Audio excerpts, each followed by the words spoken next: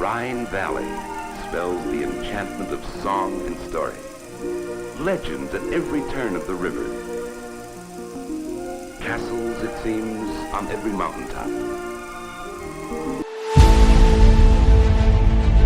Castles and fortresses of medieval times, the Rhine River is one of the most beautiful rivers in the world.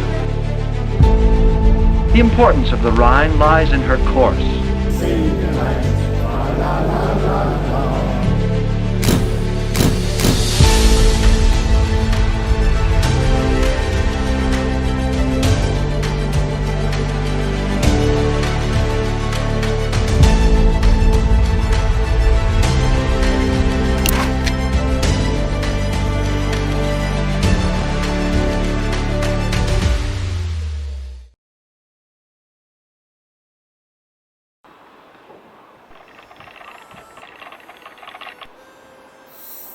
Our voyage began in the city of Basel, Switzerland's cultural capital, known for its many museums and universities.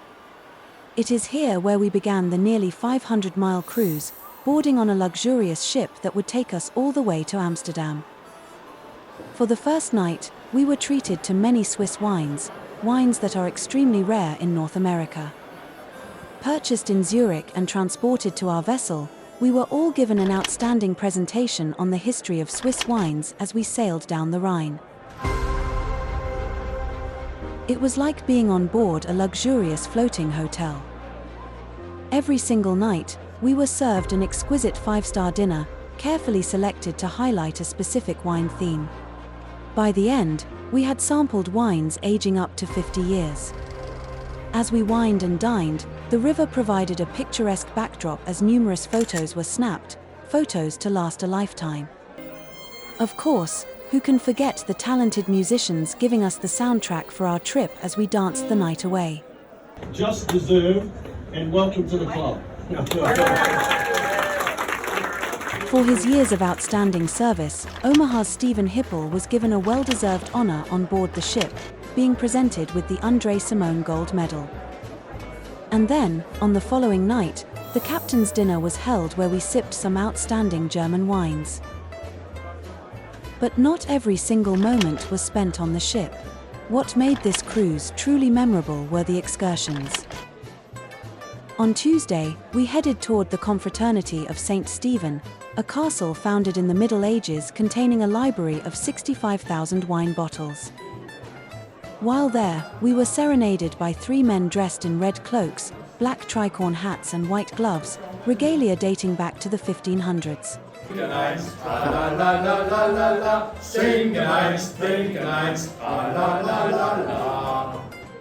It was an unforgettable excursion highlighted with a memorable shot of our group. Wednesday began in Strasbourg, the capital of the European Union, and a city filled to the brim with old-world charm. At the hospices, a building where wine has been cellared since the late 1300s, we were given the opportunity to smell one large barrel dating back to 1472. In La Petite, numerous boats traveled through the locks, surrounded by the signature architecture of Germanic half-timbered buildings. And on the site of a Roman fort was a Gothic-style church completed in 1439. At 142 meters, it was the tallest building in the Christian world until the 19th century. Thursday brought us to the largest of Germany's 13 wine regions. With a climate similar to northern Italy, we visited 2 wineries where we were treated to sparkling wine and, of course, Riesling. At one cellar, which had no electricity, our wine tasting was held by candlelight.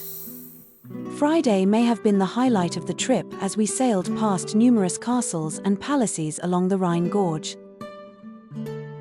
One of these castles, built in the 1200s at the mouth of the Lahn River, had been the center of power struggles dating back centuries. As stunning as this castle was, it may have been eclipsed the next day during our tour of the Augustusburg Palace. Built by some of the greatest architects of the 18th century, it is a Rococo masterpiece, being recognized as a UNESCO heritage site.